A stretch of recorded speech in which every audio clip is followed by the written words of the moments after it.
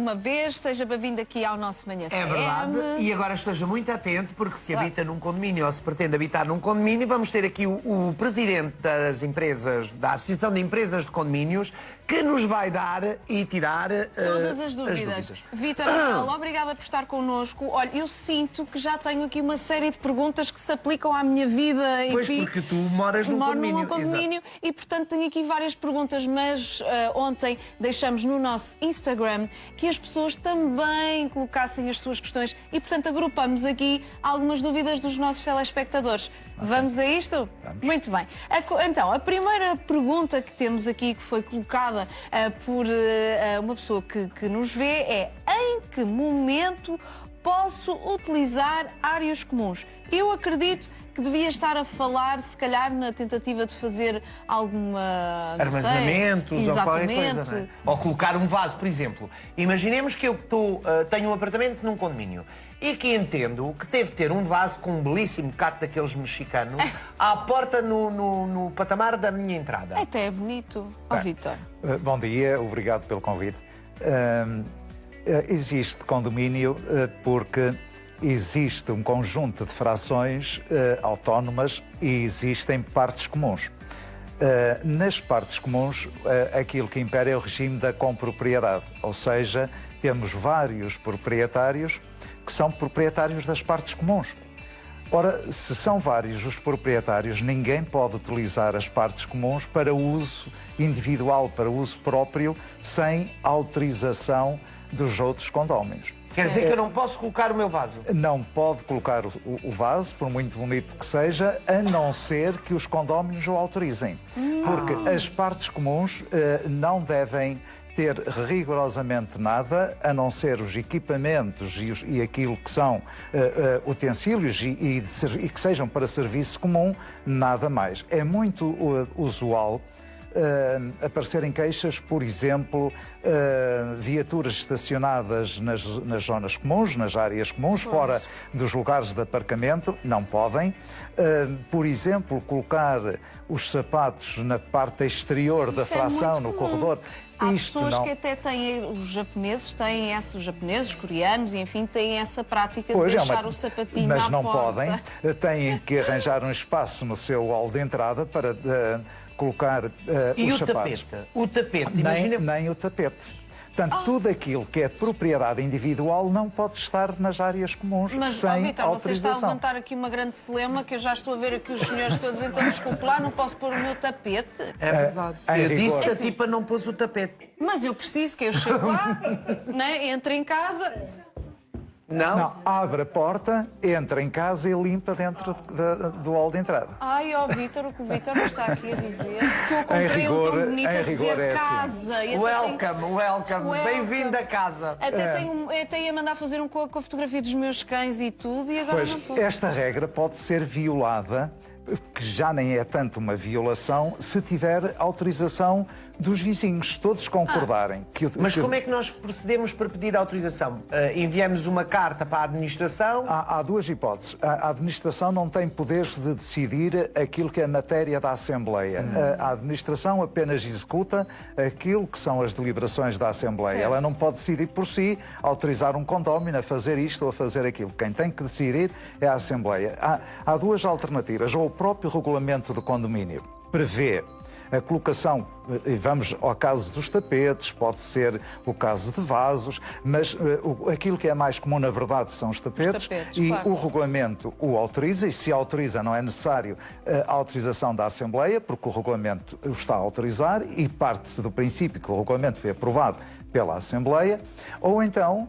pontualmente, um condómino pode pedir numa Assembleia a autorização para a colocação do tapete. Isto para levar com rigor. Mas isso vai à discussão à Assembleia, esse exatamente. Mas diga-me uma coisa, o que passa como mensagem para quem nos está a ouvir e que tem intenção de comprar um apartamento, porque são muitas as pessoas que compram e, logicamente, estão a integrar-se dentro de um regulamento que é de um condomínio, deve ter o cuidado, antes de adquirir, ler o regulamento? É uma boa questão, porque todos nós que compramos apartamentos, preocupamos com o valor do apartamento, a localização, se é solheiro, se não é, mas não nos preocupamos saber quais são as regras daquele condomínio. Há dois documentos que eram imprescindíveis na altura da transmissão de uma fração, quando estamos a comprar uma fração em propriedade horizontal. Uma é o título constitutivo da propriedade horizontal. Todos os documentos têm um documento identificativo, chamemos-lhe assim, que é o título constitutivo, onde tem a permilagem de cada fração, o fim a que se destina cada fração, quais são as áreas comuns, e depois o outro documento era precisamente o regulamento do condomínio. E, portanto, temos que ter atenção, lá está, quando adquirimos, devemos também perceber que isso vai fazer parte do nosso dia-a-dia e que podemos vir a ter algumas questões. Vítor, estamos a receber algumas mensagens, por isso é que eu estou aqui com o telefone na mão, porque eu estou a receber as suas mensagens. Pode enviar mensagens com dúvidas para o número 962-01308. O Vítor promete que vai responder aqui e ajudá-lo nestas situações. A pergunta é muito pertinente e vem de... Diz Lu Santos, não sei de onde é que é, mas diz assim: sobre o condomínio, gostaria de colocar elevador no meu prédio. Se algum dos condóminos disser que não, ou melhor, a maioria das pessoas do meu prédio gostaria de colocar elevadores, exceto um dos condóminos. Pode ser colocado sem ser unânime e esse condómino é obrigado a contribuir, já que adivinha que, no caso, as suas visitas não irão usar elevador? Suponho que o que deve estar contra deve ser o senhor do resto do chão. Não é? Mas que também não estaria obrigado a pagar, porque nas despesas do elevador só contribuem as frações que possam ter acesso ao elevador. Uma fração de resto de chão e o elevador não indo à cave, ou indo, não indo à cave. Volto a frisar essa... Se o elevador não for à cave, ou se indo à cave o proprietário da fração de resto de chão não tem lugar de garagem ou arrumos na cave, o proprietário do resto de chão não tem que pagar as despesas do elevador. Portanto, se fosse este caso de não ter acesso à cave, mesmo que o elevador seja colocado e se for esse o vizinho a não querer, também não teria que pagar a despesa, nem da colocação, nem da manutenção do elevador. Vítor, pode ser colocado mesmo que este vizinho que adivinhamos ser do resto de chão diga que não? É uma questão que não é de fácil de resposta, até porque tínhamos que ir a uma outra questão que é técnica, que é instalar o elevador não é o mesmo que colocar um tapete, não é o mesmo que colocar um vaso. O prédio, portanto, o edifício, tinha que ter condições, tinha que ter uma área onde se pudesse construir uma caixa para circulação, movimentação do elevador. Claro. Havendo essas condições técnicas, sim, é possível, desde que a Assembleia o aprove, e não pode haver votos contra. E isto porquê? Porque ao colocar o elevador, partindo do princípio que há as condições técnicas, estamos a utilizar novamente as partes comuns. Vamos enfocar novamente naquela primeira questão das partes comuns. Portanto, o elevador não poderia ser colocado numa fração autónoma, porque serviria apenas a fração. Portanto, para servir várias frações, está a ser colocado nas partes comuns, daí a autorização da Assembleia. O que quer dizer aqui que se o vizinho do resto de chão, estamos nós a supor que este vizinho que está aqui em questão, nesta pergunta, seja do resto de chão. Se ele for do resto de chão, a saída do elevador, como está nas partes comuns dele, ele pode-se opor a que seja usado. Pode-se opor. Pode-se opor não apenas por isso, porque há uma utilização das partes comuns e para haver utilização das partes comuns todos têm que estar de acordo. Então agora imaginemos que eu estou no último andar da cobertura do prédio e que a minha varanda ainda apanha a cobertura do prédio. De quem é essa varanda? A varanda é, em princípio, de quem a utiliza. Portanto, é da fração. A manutenção da varanda é que levanta outras questões. Era aí que eu Portanto, quanto ao direito de uso, não há dúvida que é da fração, mas quanto à manutenção, a varanda sendo de cobertura, não restam dúvidas, e a última alteração ao regime jurídico da propriedade horizontal veio esclarecer isto, não restam dúvidas que a manutenção pertence ao condomínio. Manutenção, melhor dizendo, conservação. Por ser a da cobertura, por fazer ali uma proteção, digamos assim, ao edifício em si. É como um terraço.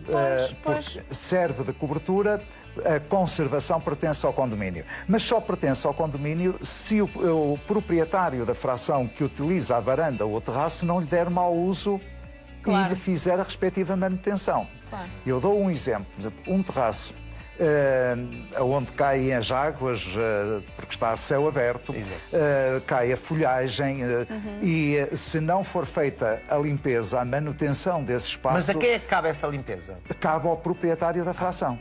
E se entupir o aljarós? E se entupir por falta dessa manutenção e se provocar infiltrações, provocar danos nas partes comuns ou no interior das frações, a responsabilidade já não é do condomínio, é do condómino que utiliza a varanda ou o terraço. Não tratou de como devia ser. Ainda sobre as varandas, eu tenho visto, e é uma das questões que também recebemos ontem através do Instagram, tenho visto que ultimamente coloca-se, a propósito das crianças mais pequeninas, uma rede nas varandas, vocês já viram, que tapam toda a varanda. Portanto, às vezes até para os gatos. Mas no caso daquilo que percebi, há muito para as crianças, porque são miúdos pequenos. Uma questão de segurança. E vão às varandas e com aquela rede completamente impede que a criança possa cair. Eu vou criar inimizade com muita gente que me está a ver e a ouvir, mas não pode. Não se pode. Não pode.